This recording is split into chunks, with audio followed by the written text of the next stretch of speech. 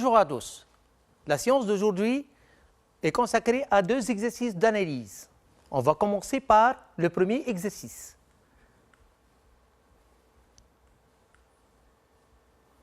Soit f une fonction définie et dérivable sur moins 1 et c sa courbe représentative dans un repère orthonormé OIJ. Voici la courbe de f. Le graphique ci-contre représente la courbe C et la droite d'équation y égale à x. Elle est notée D.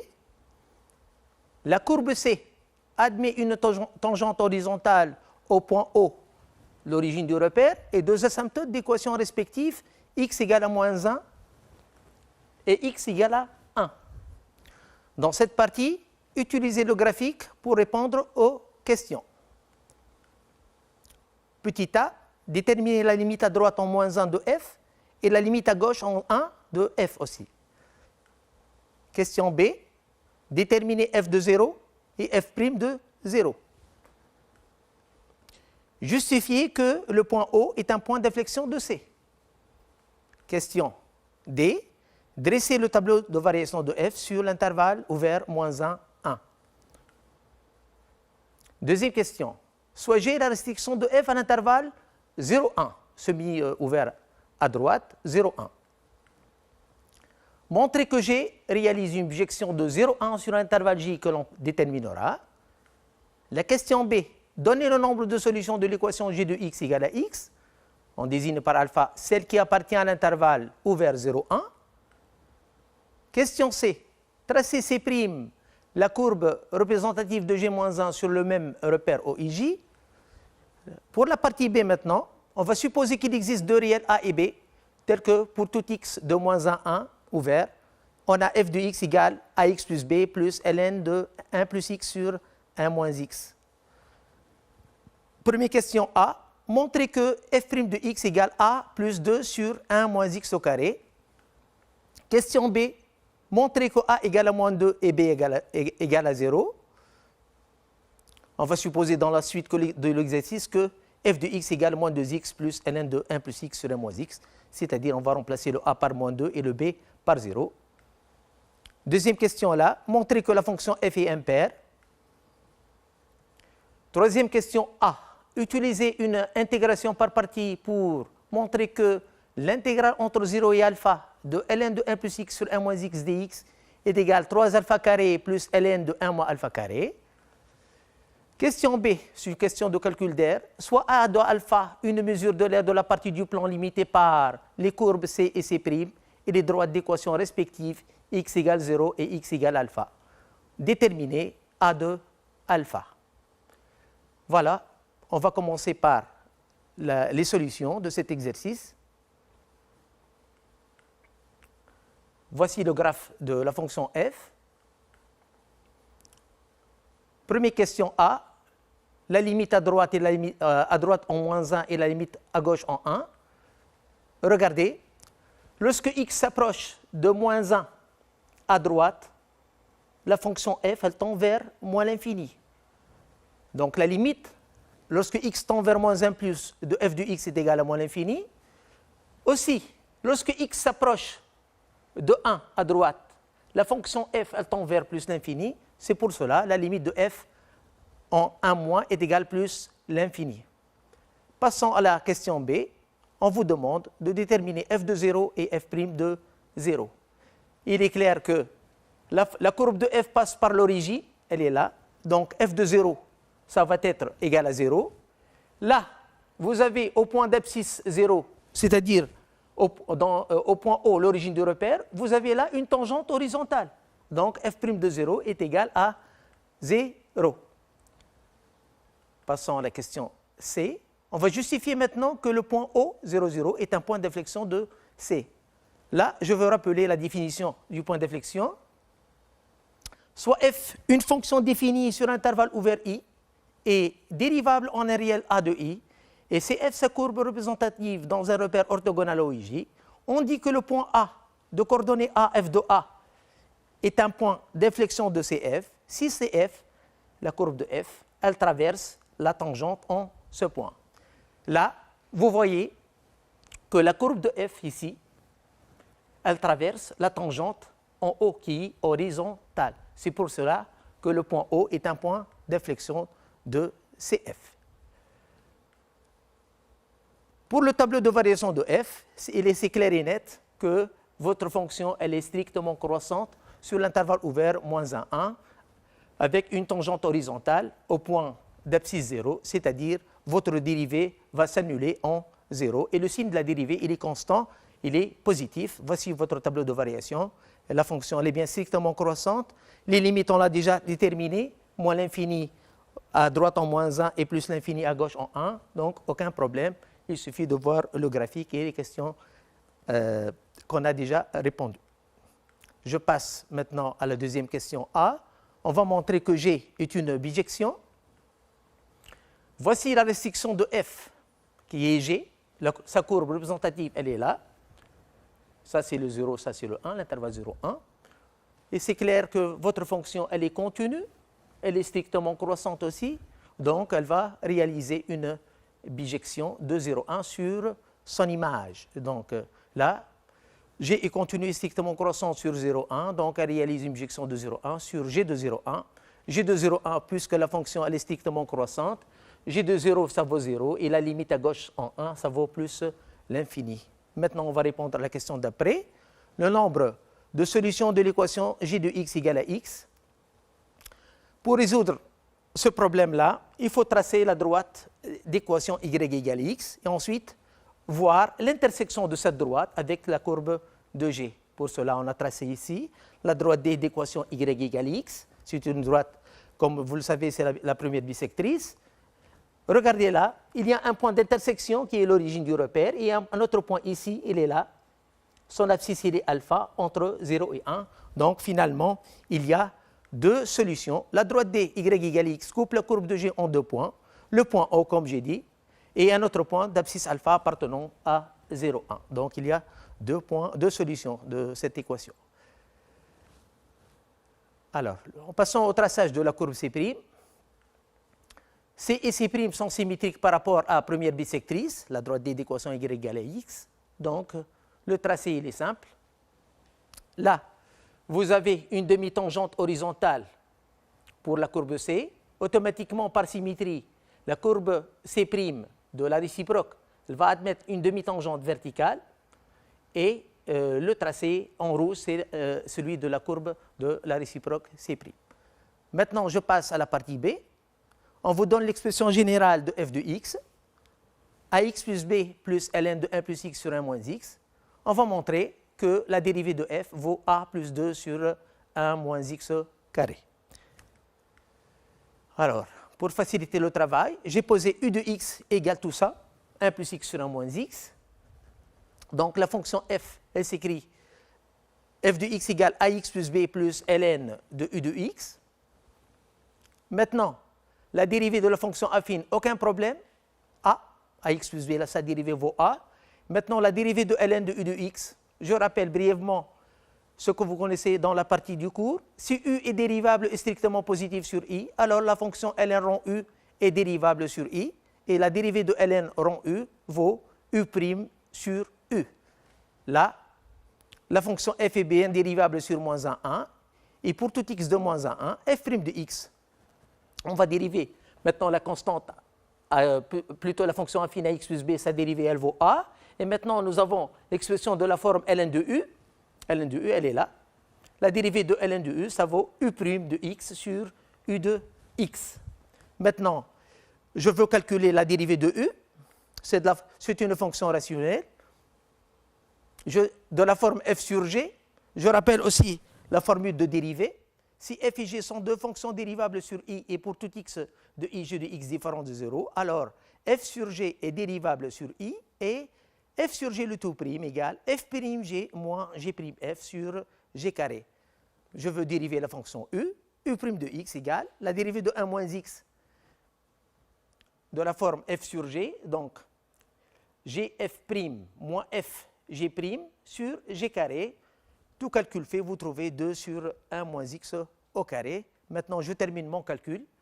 U' de x sur u de x, ça vaut 2 sur 1 moins x au carré sur 1 plus x sur 1 moins x égale, bon, c'est un calcul, je passe à l'inverse, 2 sur 1 moins x au carré multiplié par l'inverse, 1 moins x sur 1 plus x. Après avoir simplifié, vous trouvez 2 sur 1 moins x, 1 plus x, c'est clair, c'est un produit remarquable de la forme a moins b fois a plus b, qui vaut a carré moins b carré, donc vous terminez le calcul, et dans ce cas-là, la dérivée de f, elle vaut a plus 2 sur 1 moins x au carré. Je passe à la question d'après, la réponse. On va montrer maintenant que la valeur de a vaut moins 2 plutôt, et b vaut 0. On sait que notre fonction f, l'expression générale est de la forme ax plus b plus ln de 1 plus x, 1 moins x. Tout à l'heure, on vient de montrer que f' de x égale a plus 2 sur 1 moins x carré. On va exploiter le résultat précédent. On sait dans la partie a, on a calculé le f de 0 qui vaut 0 et la dérivée de f en 0 égale à 0. f de 0 égale à 0, vous remplacez x par 0 ici, vous trouvez le b plus ln de 1. b plus ln de 1, ln de 1 vaut 0, donc b égale 0. C'est facile à le faire. La dérivée de f, on a l'expression déjà de la dérivée de f, elle est là. f' de 0 égale 0. Je remplace x par 0. Je trouve a plus 2 sur 1. Donc a plus 2, ça fait 0. Donc automatiquement a égale à moins 2. Donc résultat final, a égale à moins 2 et b est égal à 0. Donc l'expression générale maintenant, f de x égale moins 2x plus ln de 1 plus x sur 1 moins x. On va montrer dans cette question que la fonction f est impaire, bien sûr avec le calcul. Je rappelle la définition je rappelle tout ce qui concerne la parité d'une fonction, vous l'avez vu en troisième année aussi, en deuxième année, en troisième année. Soit f une fonction définie sur un domaine D, f est une fonction paire si pour tout x dans D, moins x appartenant à D et f moins x égale f de x. F est une fonction impaire si pour tout x de D, moins x appartient à D et f de moins x égale à moins f de x. Nous sommes dans ce cas-là. Donc, je dois prendre x dans le domaine qui est l'intervalle ouvert moins 1, 1. Tout d'abord, il ne faut pas oublier de prouver ça. Moins x appartient à D. Si x appartient à D, moins x appartient à D. Et dans la deuxième partie de la solution, il faut prouver il faut vérifier ça, que f de moins x est égal à moins f de x. Alors, soit x dans l'intervalle ouvert moins 1, 1. Ceci veut dire que la valeur absolue de x, il y a une petite faute de frappe, et ça c'est strict, inférieur à 1. La valeur absolue de x ou bien moins x, c'est la même chose, inférieur strictement à 1 et non pas égal, d'où le moins x appartient à moins 1, 1. Maintenant, il reste à vérifier que f de moins x égale l'opposé de f de x. Maintenant, f de moins x, je remplace x par moins x dans l'expression de f, ça vaut donc 2x plus ln de 1 moins x sur 1 plus x. Maintenant, j'ai besoin d'utiliser une propriété sur la fonction logarithme. Pour tout a strictement positif et b strictement positif, ln de a sur b égale moins ln de b sur a. Ça vaut ln de a moins ln de b. Donc, il est égal à moins ln de b sur a. Là, je vais utiliser cette formule. Égale à donc 2x moins ln de 1 plus x sur 1 moins x. J'ai inversé. L'inverse de 1 moins x sur 1 plus x vaut 1 plus x sur 1 moins x. Et là, c'est l'opposé de f de x. C'est exactement l'opposé de f. La conclusion, donc, la fonction f est impaire sur l'intervalle ouvert moins 1, 1. Passons maintenant à la question d'après. On va prouver que l'intégrale entre 0 et alpha de ln de 1 plus x sur 1 moins x dx est égale à 3 alpha carré plus ln de 1 moins alpha carré. Pour cela, on va rappeler le théorème d'intégration par partie. Soit f et g, deux fonctions dérivables sur AB, et telles que leurs dérivées f' et g' sont continues sur AB, alors l'intégrale entre AB de f de x, g' de x égale f de x, g de x prise entre a et b, moins l'intégrale entre a et b de f' de x, g de x. On va l'appliquer. On va poser donc u de x égale ln de 1 plus x sur 1 moins x et v' de x égale 1. Ceci implique u' de x. On a déjà calculé la dérivée de cette fonction tout à l'heure. Elle vaut 2 sur 1 moins x carré. Une primitive de 1, elle vaut x. Maintenant, j'applique ma formule. D'après le théorème d'intégration par partie, l'intégrale entre 0 et alpha de ln de 1 plus x sur 1 moins x dx est égale u de x, v de x, elle est là. Ln de 1 plus x sur 1 moins x multiplié par x, elle est là, prise entre 0 et alpha, moins l'intégrale de cette partie, ce produit-là, u' de x fois v de x, donc moins l'intégrale entre 0 et alpha 2x sur 1 moins x carré. C'est le produit u' de x multiplié par v de x. Avec tout calcul fait, vous trouvez là l'image de alpha. Alpha ln de 1 plus alpha sur 1 moins alpha, elle est là. Plus, regardez, l'intégrale, elle est linéaire. Donc, le moins, il va être là, avec le moins 2i, avec le 2x. Alors, on obtient alpha ln de 1 plus alpha sur 1 moins alpha, plus l'intégrale entre 0 alpha de moins 2x sur 1 moins x carré dx. Maintenant, nous avons la forme u' de x sur u de x. Je rappelle comment calculer une primitive de cette fonction. Si u est dérivable et ne s'annule pas sur i, alors une primitive de u' sur u est la fonction ln de valeur absolue de u plus k, où k est un réel. Donc, je termine mes calculs. Ça vaut donc alpha ln de 1 plus alpha sur 1 moins alpha, plus ln de la valeur absolue de 1 moins x carré, prise entre 0 et alpha. Ça vaut alpha ln de 1 plus alpha sur 1 moins alpha, plus ln de 1 moins alpha carré, car la quantité 1 moins alpha carré, elle est bien positive. Le alpha, il est strictement plus petit que 1. Il est compris entre 0 et 1. C'est pour cela le alpha carré est plus petit que 1 et 1 moins alpha carré, c'est une quantité strictement positive. Voilà. Donc, je termine. Maintenant, dans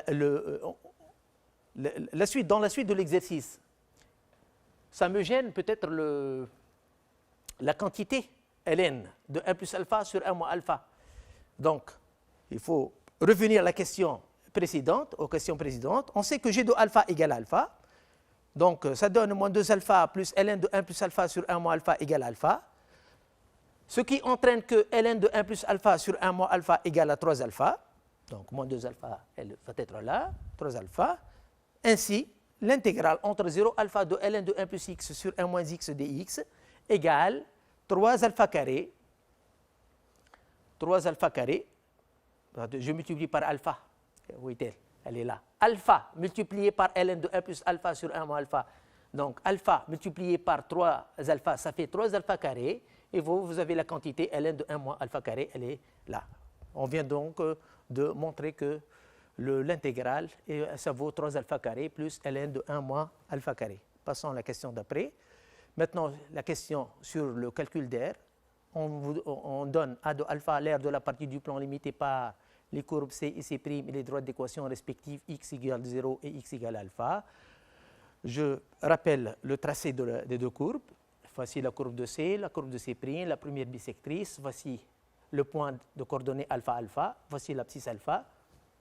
Donc, l'air de la partie assurée n'est autre que l'air de la partie du plan délimitée par la droite D d'équation y égale à x et la courbe de f.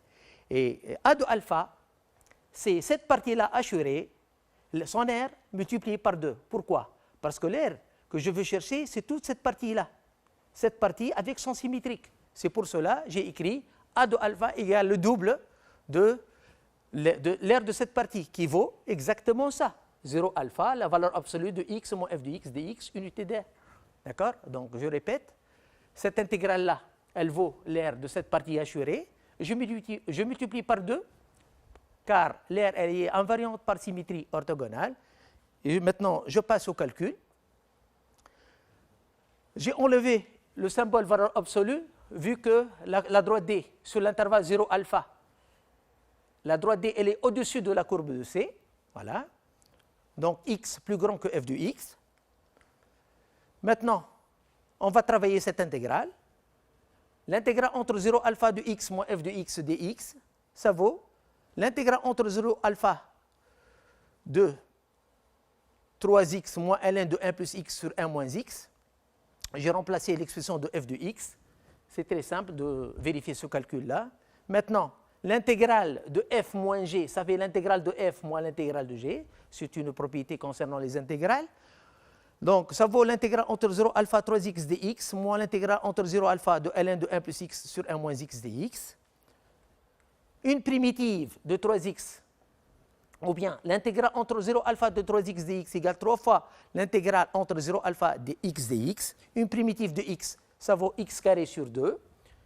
Donc, ça donne 3 alpha carré sur 2. Et cette intégrale, déjà calculée dans la question précédente, finalement, l'intégrale entre 0 alpha de x moins f de x dx, ça vaut moins 3 alpha carré sur 2 moins ln de 1 moins alpha carré. En revenant à cette question, à cette réponse-là, vous faites les calculs, vous trouvez moins 3 alpha carré sur 2 moins ln de 1 moins alpha carré. La conclusion, a de alpha, toute cette quantité, on va la multiplier par 2, donc ça fait 2 fois ça, moins 3 alpha carré, multiplié par 2, le ln de 1 moins alpha carré, vous trouvez exactement moins 2 ln de 1 moins alpha carré. Voilà, ça c'est la fin du premier exercice. Voilà, je passe maintenant immédiatement au second exercice. Voilà, ça c'est notre exercice numéro 2. Voici l'énoncé. On vous donne la fonction f qui est x, ceci, la racine carrée de moins exponentielle x. La première question, on vous demande de déterminer le domaine D de définition de f. Deuxième question, calculer la limite lorsque x tend vers 0 moins de f de x sur x, puis interpréter graphiquement le résultat obtenu. Troisième question, dresser le tableau de variation de f. Quatrième question, montrer que f admet une fonction réciproque f-1 dont on précisera l'ensemble E de définition. Cinquième question, expliciter f-1 de x pour x élément de E. Sixième question, tracer dans un repère orthonormé OIJ le courbe représentative de f et f-1. Maintenant, la dernière question. On vous donne C, l'ensemble des points M de coordonnées x, y, tels que y égale f de x avec x en comprise entre moins 2 et 0. On désigne par S le solide de révolution obtenu par rotation de C autour de l'axe des abscisses. On vous demande de calculer le volume de S. Voilà l'énoncé. On passe tout de suite à la correction. Voilà. Première question, on va déterminer donc le domaine de définition de f. La fonction f qui a x racine carrée de 1 moins x, moins exponentielle x plutôt. Donc là, vous avez à vérifier que l'exponentielle de x elle est bien définie. Or, la fonction exponentielle, elle est définie sur R tout entier, aucun problème, mais vous avez le symbole, la fonction racine carrée qui vous oblige à vérifier que toute la quantité elle est positive. Donc, il faut que 1 moins exponentielle x doit être supérieur ou égal à 0. Elle est facile à faire. 1 moins exponentielle x supérieur ou égal à 0, ça donne exponentielle x plus petit que 1, qui donne x inférieur ou égal à ln de 1. Ça fait 0, c'est facile. Passons de l'exponentielle à x. Donc, j'ai appliqué ln à gauche et à droite. La fonction ln, elle est bien strictement croissante. ln de exponentielle x devient x, ln de 1, ça vaut 0. Donc, x inférieur ou égal à 0. Ainsi, le domaine de D, le domaine de définition de f vaut moins l'infini 0. On va calculer maintenant la limite lorsque x tend vers 0 moins de f de x sur x. La limite de f de x sur x en 0 moins vaut la limite de racine carrée de 1 exponentielle x sur x. J'ai remplacé f de x par son expression. Maintenant, ce que j'ai fait, j'ai multiplié par la racine carrée de 1 moins exponentielle x en haut et en bas. Si je multiplie par racine carrée de 1 moins exponentielle x, on obtient 1 moins exponentielle x. Donc, puisque j'ai multiplié en haut, je dois multiplier aussi en bas. Elle est là, l'expression. Donc, ça donne, avec un signe au moins, la limite en 0 moins d'exponentielle x moins 1 sur x multipliée par toute cette quantité. Maintenant, vous avez un résultat dans le cours qui dit que la limite en 0 plutôt, d'exponentielle x moins 1 sur x, ça vaut 1. Ce n'est autre que le nombre dérivé de la fonction exponentielle en 0. La dérivée de l'exponentielle, ça vaut e de x. La dérivée de e de x, c'est e de x. Exponentielle de 0, ça vaut 1. Donc, c'est un résultat du cours. Maintenant, lorsque x s'approche de 0 à gauche, la quantité exponentielle x, elle tend vers 1. 1 moins 1, ça fait 0. Vous avez la racine carrée qui tend vers un 0 positif à droite. Donc, ça tend vers 0 plus. 1 sur 0 plus, ça vaut plus l'infini. 1 multiplié par plus l'infini, ça vaut plus l'infini. Avec ce signe moins-là, vous trouvez moins l'infini. Comme vous le voyez, cette limite, elle est infinie. Maintenant, on va interpréter le résultat. Maintenant, il faut voir cette limite. Ce n'est autre que c'est la limite de f de x moins f de 0 sur x moins 0. f de 0, ça vaut 0. X moins 0, elle est là. Ça nous rappelle l'écriture du nombre dérivé en un point. Lorsqu'on veut chercher la dérivabilité en un point, nous devons calculer la limite en a de f de x moins f de a sur x moins a. Puisque le résultat est infini là, la fonction f, elle n'est pas donc dérivable. La fonction n'est pas dérivable et graphiquement, vous avez une demi-tangente verticale et dirigée vers le haut. Là, j'ai appliqué la règle du signe, moins multiplié par moins, ça fait plus, donc elle est dirigée vers le haut. Donc la fonction f n'est pas dérivable à gauche en 0 et sa courbe CF admet au point d'abscisse 0 une demi-tangente verticale dirigée vers le haut. Troisième question, on va étudier les variations de f. Maintenant, la fonction f de la forme racine carrée de 1 moins exponentielle x, donc je veux poser u, la fonction qui est x associe 1 moins exponentielle x, elle est bien dérivable et strictement positive. Donc la fonction f qui est x associée racine carrée de moins 1 moins exponentielle x, elle est bien dérivable sur moins l'infini 0. Là, j'ai utilisé la dérivée de la fonction racine de u. Je rappelle brièvement ce résultat. Si u est dérivable et strictement positif sur l'intervalle i, alors la fonction racine carrée de u, elle est bien dérivable sur i et sa dérivée, elle vaut u' sur 2 racine de u. Maintenant, je passe à la dérivée.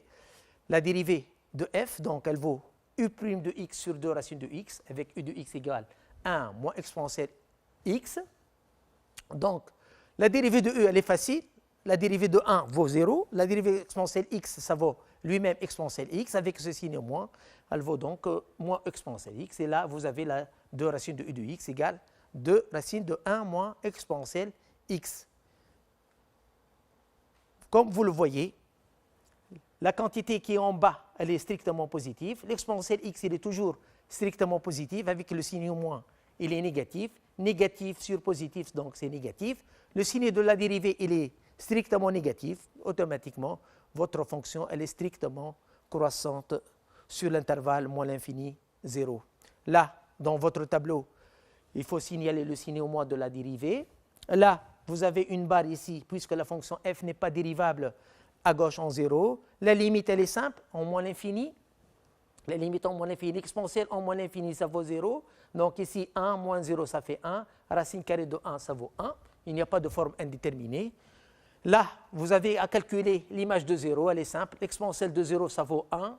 Donc 1 moins 0, ça fait 1. 1 racine de 1, plutôt, l'exponentielle de 0, ça vaut 1. 1 moins 1, ça fait 0. Donc racine carrée de 0 est égale à 0. Donc votre tableau de variation, il est bien clair. On va montrer maintenant que la fonction, elle va réaliser une bijection. F est continue et strictement décroissante sur l'intervalle moins l'infini 0. Donc, elle réalise une bijection de moins l'infini 0 sur son image, qui est égale à 0,1. La fonction, elle est strictement décroissante. Donc, l'image de cet intervalle-là, là, vous mettez f de 0, qui vaut 0, et la limite en moins l'infini, elle vaut 1. Donc, c'est bien 0,1. Par conséquent, le domaine de définition de votre fonction réciproque est exactement cet intervalle-là, 0,1. C'est le domaine E qu'on cherche. La fonction f-1, elle est bien définie sur cet ensemble E, elle est égale à 0,1.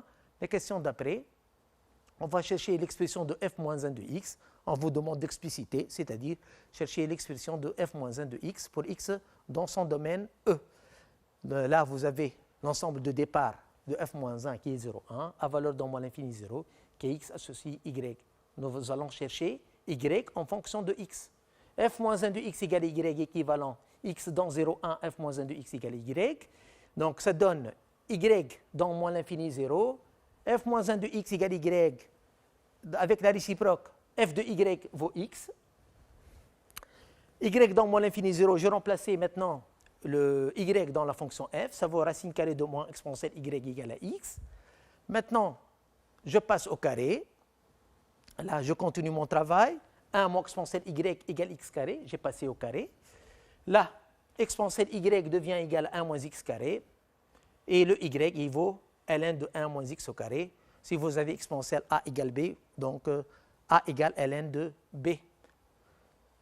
Ainsi, la fonction réciproque, elle vaut en tout point de 0,1, en tout réel x de 0,1, f moins 1 de x égale ln de 1 moins x au carré. Ça, c'est l'expression de f moins 1 de x. Maintenant, on passe au traçage de deux courbes CF et CF moins 1.